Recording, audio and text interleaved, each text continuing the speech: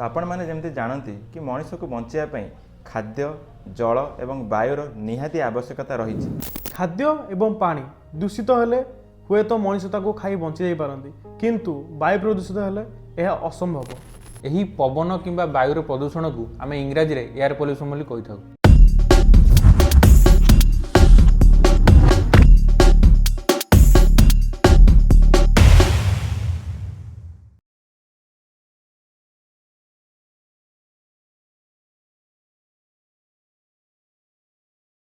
नमस्कार, जय जगन्नाथ। आपण मानक स्वागत करुच्ची आमर से खटी को जार ना हूँ ओडिया खटी। एवं आज विचारधारार चर्चार विषय हूँ ओडिशा रे बहुमात्रा रे बढ़ुवा वायु प्रदूषण बा एयर पॉल्यूशन। आपण मैंने जाणी रखिंट जे ओडिशा हूँ एक शिल्प और खनि बहुल राज्य। जेहेतु ओडिशा रे शिल्प और खनि अत्यधिक मात्रा रे अच्छी, तो ओडिशार भिन्न भिन्न सहर में भिन्न भिन्न वायुर मात्रा माने जो वायु रे जो प्रदूषण अच्छी तार मात्रा मध्ये भिन्न भिन्न होता है। आई जो मात्राटा को दर्शाइबा गोटे जिनस थाए माने गोटे मीटर थाए जहाँ को आम कह जाए AQI। तेबे AQI कौन?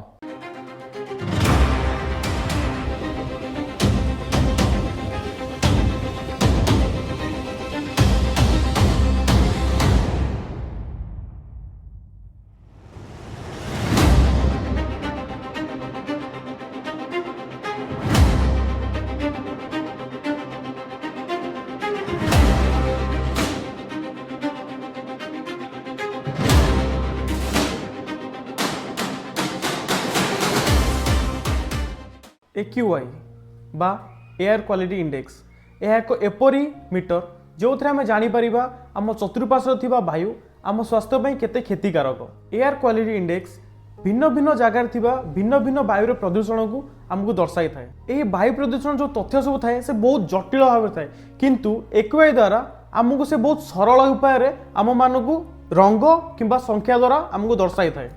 AQI साधारणतः ओजोन स्तर, carbon monoxide, sulphur dioxide, PM2 भली किछिटा विषाक्त पॉल्यूटेंट तांको दर्शाई थाए।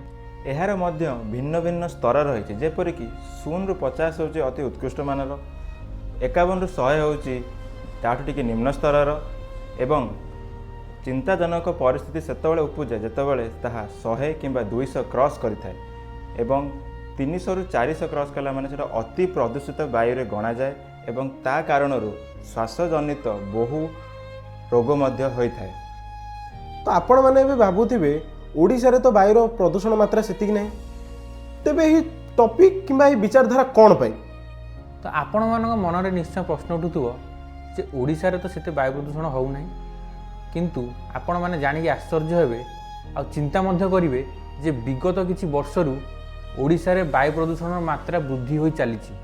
अवश्य देशर जोठी आमर बड़ बड़ वायु प्रदूषित सहर होगा जमीक दिल्ली, मुंबई, नोएडा, गुड़गांव, एठी आमर ओडिशार कौन भी सहर स्थान पाइनि, किंतु स्थान पाइबनी बोली एमती किसी माने भी ना। जमीक आमर होगा अनुगुल, भुवनेश्वर, आउ कटक, पुरी, कोणार्क, एठी सब जो टॉप टॉप सिटी अच्छी सेठी मध्य बहु माने इंडस्ट्रीज हो, गाड़ी मोटर भी हो, एठी बहुत यातायात होउची। तो आम जमी देखा ओडिशार जो AQI मात्रा अच्छी, ओडिशार सहरांचल और शिल्पांचल एयर क्वालिटी इंडेक्स बेसी अच्छी, माने वायुर प्रदूषण सेठी बेसी। जदि आम उदाहरण स्वरूप नवा ताले अनुगुल, तालचेर, कटक, भुवनेश्वर, आम व्यासनगर हो गला भद्रकर, देन पुरी कोणार्क हो गला, जाजपुर हो गला, माने यही सब अंचल जो खनि बा शिल्प अच्छी ता द्वारा एयर जो क्वालिटी अच्छी वायुर जो प्रदूषण मात्रा है सेठी अधिक अच्छी। आउ जदि आम रिसेंट न्यूज को देखा ताले जो माने कहउछन ओडिशा रे एयर पोल्यूशन नाही बोली से माने जानी रखिबा दरकार जे कटक रे आजिका डेट रे माने मु आजिर तथ्य कहउची एयर क्वालिटी एयर AQI बा एयर क्वालिटी इंडेक्स होची 234 आ भुवनेश्वर रे होची 230, जोटा कि जो एयर क्वालिटी पैरामीटर अच्छी तादर अत्यंत चिंताजनक बा स्वास्थ्य पक्ष अत्यंत हानिकारक रे मध्य आमे आसुचे। एमती नुह कि आम पूरा आराम से बसी जाइए। आपड़ जदि आपण एरिया रे बा आपण अंचल एयर क्वालिटी इंडेक्स मात्रा को भी जब आप रेगुलर मॉनिटर करने को चाहूँगी AQI.in रे जाइए आप निजर एयर क्वालिटी जो आपण स्थान रे अच्छी सेटा को मॉनिटर मध्य करि परिबे। ओडिशा हेउ कि आम देश भारत वायु प्रदूषण एक अत्यंत चिंताजनक विषय। जदि आम 2023 मसीहा रिपोर्ट को देखा पृथ्वीर टोटाल 100टी प्रदूषित अंचल मध्य 83टी केवल आम देशर माने भारत ही अच्छी। वायु प्रदूषण मुख्य कारण कहया गले मुख्यतः होची अनर्गल भाव बाहर धुआं जोटा आम शिल्पांचल बाहर गाड़ी मोटर बाहर प्रदूषित धुआं आम एसी हो किंबा फ्रिज हो जो लगी तार दूषित धुआं गुड़ा एवं कंस्ट्रक्शन साइट डस्ट एवं जो आम कोयला को नहीं इलेक्ट्रिक उत्पादन करुचे सेटा तार मुख्य कारण। जदि आम एयर पॉल्यूशन स्टैटिस्टिक्स देखा ताले 51% हूँ इंडस्ट्रियल पॉल्यूशन, 27% हूँ व्हीकल एमिशन, 17% हूँ क्रॉप बर्निंग, 5% हूँ अदर सोर्सेस।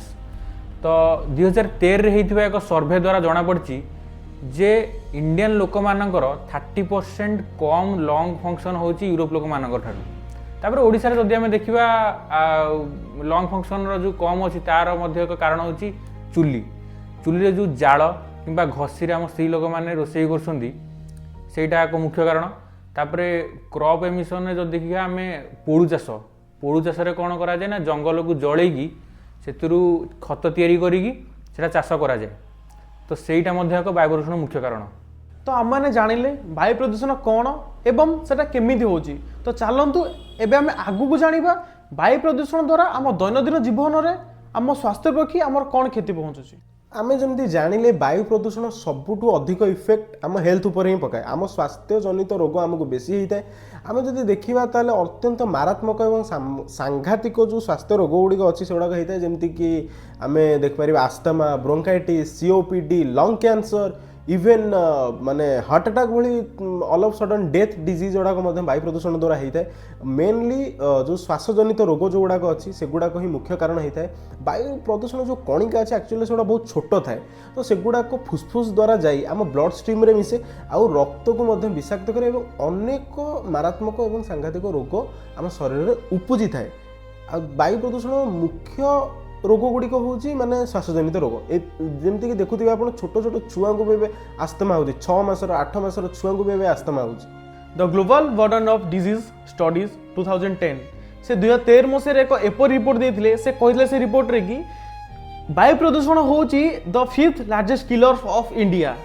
कारण वायु प्रदूषण एक एपरी जिनस जोटा कि एक गर्भवती किंबा एक गर्भरे महिला शिशु जन्म कला बेले से कष्टा हुए एवं से जो शिशु जन्म करती से तार शिकार होता है। तो चलतु ए जाना बेटर एयर क्वालिटी पाई आमे निज स्तर रे कौन कौन पदक्षेप नहीं परिबा। आमे चाहिए वायु प्रदूषण को निजे मध्य कमाई परिबा तापाई आमको निज आड़े टिके सचेतन होगा पड़ो एवं दैनंदिन जीवन में किसी लाइफस्टाइल चेंज आने पड़ो। जमीक कि आम सदा बेले गोटे घरे आम देखुचे कि 4टा लोकंकर 4टा कार रोचे तो 4 जन 4टा कार नहीं कौन पर बाहर चाहिए भी समस्ते गोटे कार किंबा बाकी लोक पब्लिक ट्रांसपोर्टर व्यवहार भी करें जहाद्वारा वायु प्रदूषण मात्रा बहुत कम हम एवं आम देखुचे कि जो आम किसी प्लास्टिक आवर्जना आम बड़ी जाऊँ आम जाली पोड़ी देकी पाउंस करुचे ता कारण भी वायु प्रदूषण होती कि आम चाहिए रिसाइकल करें कि किसी बहुत दूर जगह को लेकिन आम पोती पार कि सेठी आम जड़े पारे आम निज लोकालिटी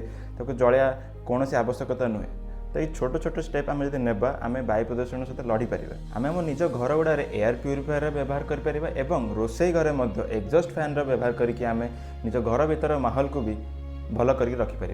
तो 2026 सुधा 40% वायु प्रदूषण ह्रास करने केंद्र सरकार प्रतिश्रुति देते जहाँफल 20% रु अधिक इथानल युक्त पेट्रोल को से माने बिक्री कर डस्ट वेस्ट को मैनेजमेंट कर माने आमर इंडस्ट्री पॉल्यूशन पर एक कमिटी गठन कर चुलीर जालना कम चुलीर व्यवहार कम करी एलपीजी गैस को घरे घरे प्रोत्साहन देइछंती इलेक्ट्रिक व्हीकल को अधिक प्रोत्साहन देइछंती सोलार पैनल को अल्टरनेटिव हिसाब से यूज करने बहुत सारा स्कीम बाहर कर 2019 रे केंद्र सरकार नेशनल क्लीन एयर प्रोग्राम नाम एक प्रोग्राम स्टार्ट करते जार मुख्य कारण था वायु प्रदूषण PM10 कि PM2.5 को 2024 सुधा 20 ରୁ 30% ह्रास करवा वर्तमान से 2026 को वृद्धि करी 40% ह्रास करने प्रतिश्रुति देइछंती। सरकार किसी एपरी पदक्षेप नहीं 2020 मसीह जोटा कह गले BS6 इंजन प्रचलन करिया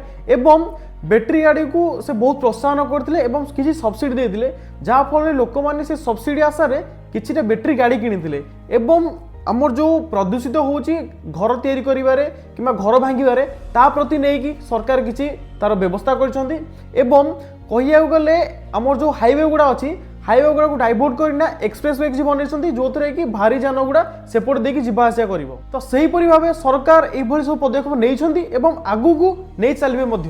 ତ ଏଇଟା ଥିଲା ଆମ ଦେଶର ଆଉ ଆମ ଓଡ଼ିଶାର କେଉଁ କେଉଁ ସ୍ଥାନରେ ଅତ୍ୟଧିକ ମାତ୍ରାରେ ବାୟୁର ପ୍ରଦୂଷଣ ହେଉଛି ଆଉ ତା ଦ୍ୱାରା ଆମର ସ୍ୱାସ୍ଥ୍ୟ ଉପରେ କ'ଣ ଇଫେକ୍ଟ ହେଉଛି ଆଉ ତାର କିଛିଟା ସଲ୍ୟୁସନ୍। ତ ଆମେ ଜାଣିବା ମାନେ ଏବେ ଦେଶରେ ସବୁଠୁ ଭଲ ବାୟୁର କ୍ୱାଲିଟି ବି କେଉଁଠି ଅଛି। ଆମେ ଯଦି ନର୍ଦର୍ନ ଇଷ୍ଟ ପାର୍ଟକୁ ଆମର ଯିବା ତାହେଲେ ଆସାମ, ଅରୁଣାଚଳ ପ୍ରଦେଶ ହେଇଗଲା, ସିକିମ୍ ହେଇଗଲା। ସିକିମ୍ର ଗ୍ୟାଙ୍ଗଟକ୍ 2024ରେ ଏୟାର କ୍ୱାଲିଟିରେ ବହୁତ ବେଟର୍ ଆସିଥିଲା। ତାପରେ ଯଦି ସାଉଦର୍ନ ପାର୍ଟକୁ ଯିବା ଦେନ୍ କେରଲା ହେଇଗଲା, ତିରୁବଲମ ହେଇଗଲା ତାମିଲନାଡୁର, ତ କିମ୍ବା ଗୋଆ ହେଇଗଲା। ଏଠି ଏୟାରର କ୍ୱାଲିଟି ବହୁତ ଭଲ ଅଛି। ଭଲ ହେବାର କାରଣ କ'ଣ ନା ଆଙ୍କର ଜିଓଗ୍ରାଫିକାଲି ଯେଉଁ ଜାଗାରେ ଗୁଡ଼ାକ ଅବସ୍ଥିତ ଅଛନ୍ତି ଆଉ ସେଠିକାର ଗଛ କି ମାନେ ସେଠିକାର ଯେଉଁ ପପୁଲେସନ୍ ଅଛନ୍ତି ସେମାନେ ମଧ୍ୟ ଏୟାର କ୍ୱାଲିଟି ବେଟର୍ ହେବା ପାଇଁ ଦାୟୀ।